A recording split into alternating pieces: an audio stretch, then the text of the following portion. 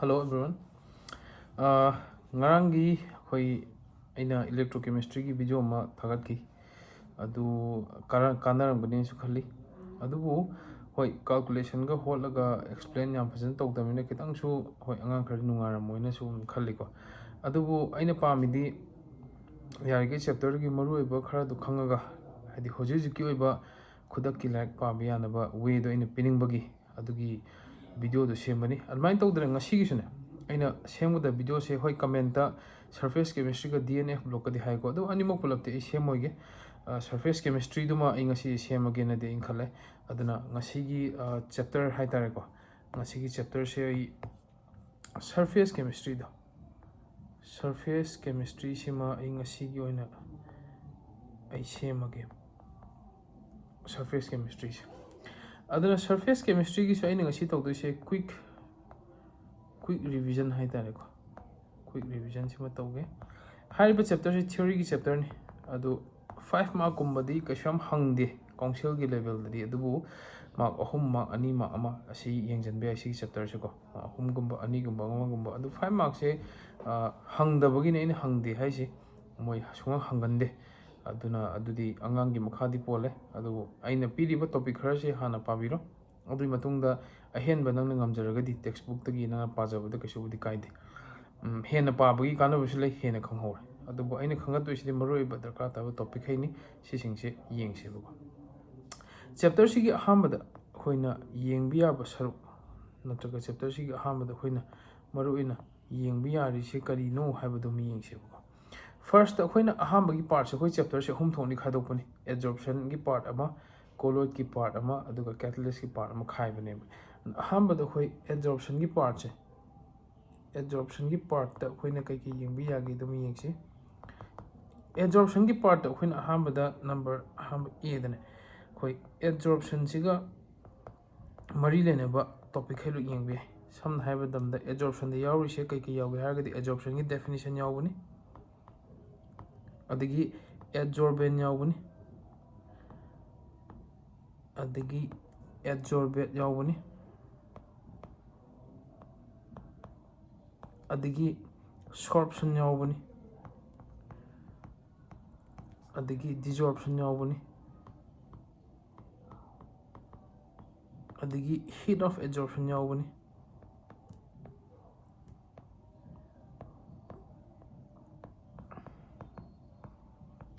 yaiko si topic ne aduga thermodynamic of adsorption yaiko thermodynamic aspect of adsorption si yawbani adsorption yabra si yengbi adigi hek 3 mark ta hangba topic amasu lei season number B haraga ai irake number B dana khoi yengbi aba topic ta khoi physical absorption and chemical absorption ki difference ko physical absorption hain ju khangna bani adu in short te ire physical absorption ga versus chemical absorption ko si sigi difference si su yengbi e ko yam drabda at least 3 point natraga 5 point muk si yengu se kesu kai blete si sing si mai yengbi rani adigi absorption da khwadi darka ta number C da masu lei kari leigi haragadi FREUNDLICS friend absorption isotherm hariba topic se absorption isotherm hariba topic se masu yengbi ai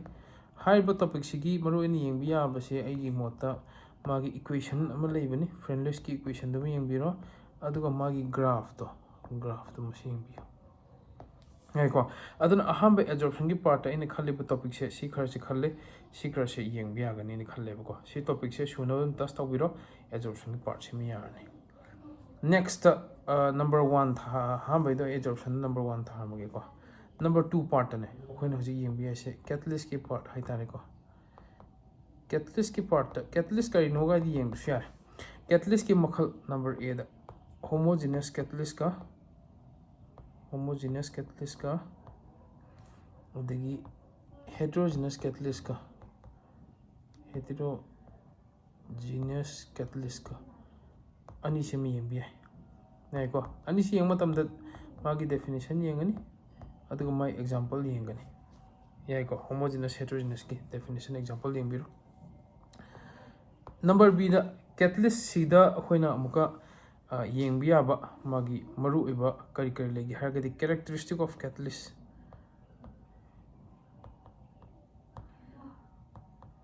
yaiko characteristic of catalyst yengbi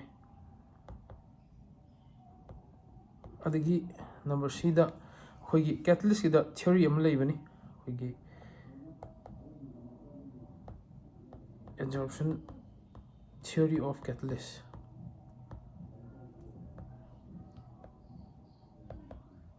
CMB si catalyst ki theory ni ko harba theory si jo point mari mukka yawni textbook ta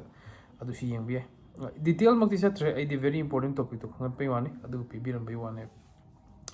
adigi catalyst sidai sida hoina amuk yengbi abada zeolite to zeolite se hoina shape selective catalyst hanju khangnai ma yengbi e the promoter haibamga adigi poison haibamga ani sengbe promoter poison ji sam samna kaino haragadi promoter haragadi catalyst ki mathau natraga magi activity hen hengat hanba poison haragana magi tawri mathau da handa hanba haitare ko example moi shi janbe example yengbi we moi ko ana catalyst ki da sige gi saruk lei adigi catalyst ki da sida ama lei number f to application of catalyst ko maru na industrial application ohum lei bani textbook ta pi industrial application of catalyst masu yengbi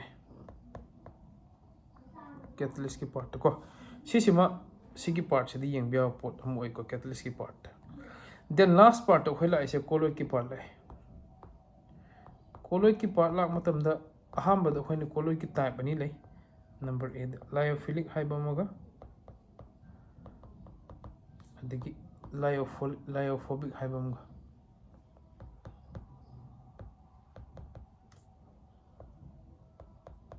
sisima yengbi yamdro point manga mu di yengbi difference ni ko ani subada hoigi macromolecular colloid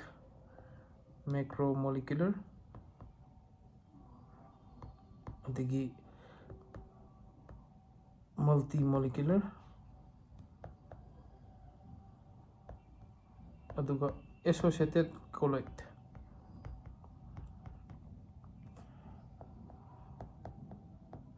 to haiba hom jingbi ya ko moigi se sida moigi explanation khara yengbiro aduga magi example ga sida yengbi ai ko adigi number c da associated colloid ne akoina micelles haibam yawbane micelles yengbiyo micelles gi yengbu matam nangna yengdo se craft temperature yengbiyo micelles ta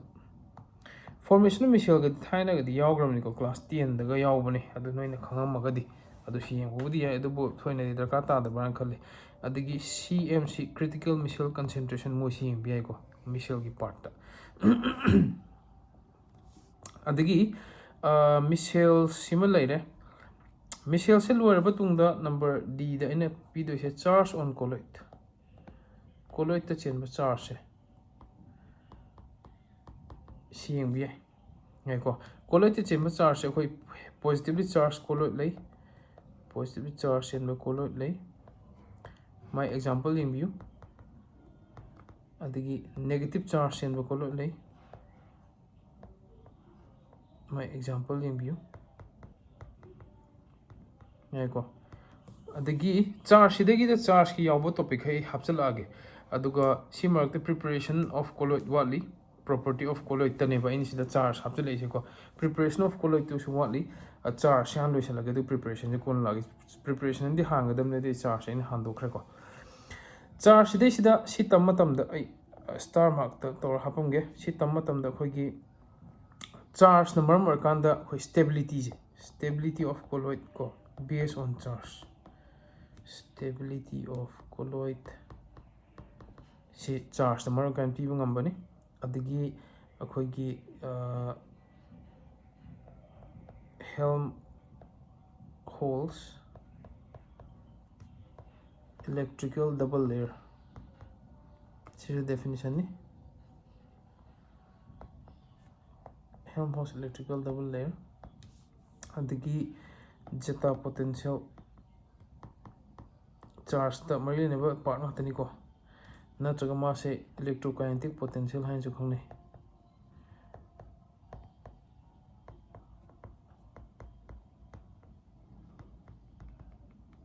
adigi electrophoresis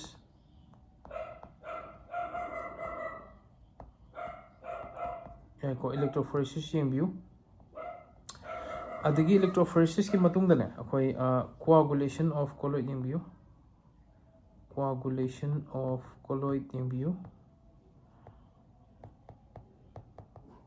ko adi matungda hardy rule lebini HARDY hardy SCHULZE hardy shows rule lebini si yengbiu kitang di sange ko madi theory ngatene pagadaw ngatene madi ku yarge pabiro adum yaradamne adigi coagulating value yengbiu coagulating value yengbiu adigi akhoi gi NCERT da yaudaba goal number ga lebini moisu yengbi ai ko aduga sibokta ai charge da yengba yare number e da ne emulsion ki topic amu khoi disu yaubane ko emulsion sida yengba yaba hadi mai type khar yengbiro kasham thoen di maru ebda nate type ne aduga mag emulsifying agent khar dakar tabani ko sigumba khar yengbiro and then number f da ne yengbi yaba the preparation of colloid ne khoni yengbi ai se chemical method of preparation de lei ko adu chemical method se reaction mari yaubani chemical method se isma reaction gai du ma engine bi ai reaction aduga number b da aina khaningba yamna dakar taba ta aina khanba se dakar ta aina khanba se kaino se Bradick arc method se natraga electrokinetic electrical disintegration hai ko electrical disintegration natraga ma se kai hai chu khangnei BREDIG Bradick arc method hai chu khangnei ko ma se si yengjalu adiki number c da ne peptidization yengjan bi peptidization yengjan bi ko peptidization the peptidizing agent ga yaubani peptidizing agent ga su yaubani ko ma yengjan bi adigi si matungda anambadi aina loingti harame stai sida dakar tab singche aduda aroiba point ama mukka option ge number g da akhoi gi properties of colloid ta colligative property leibani colligative property dugi mathakta atoppa su leibani aduga dugumba da maruina ne kaino se yengjanbiyo kayeba Tyndall effect ne Tyndall effect ki magi condition se my condition do adu se yengjanbiyo condition se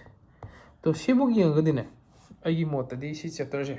yarni ne khali adu yamdi yambani ko si chapter gi se kai gino hai matamda theory na number ni na calculation yaudani ma chimpa poni mo atane odane hariba topic sing se chimpa pusan biro in case kai gumba material dakar ta biaragadi comment habiro material pa mena aduga ai material do adugi download tawlaba link to I hapam ge ko adu material pa mo so habiro adu yaragadi channel do share taw adagi subscribe tawsan biro aduga khangda bangang gai disu mayam share taw biu adi exam da kitang kana ba pibiragadi aisu angang do subject sina chep lu banina angang do kitang kana piragadi ne ina video se thagat pani adu sidai sida ai di kana ba ko sham lei banate but ai angang dang to khalla taw bai wani aduna si topic khai se no yeng biro in case kai gumba doubt leiba topic yara agadi adum comment ta hapiramu ai explain tawge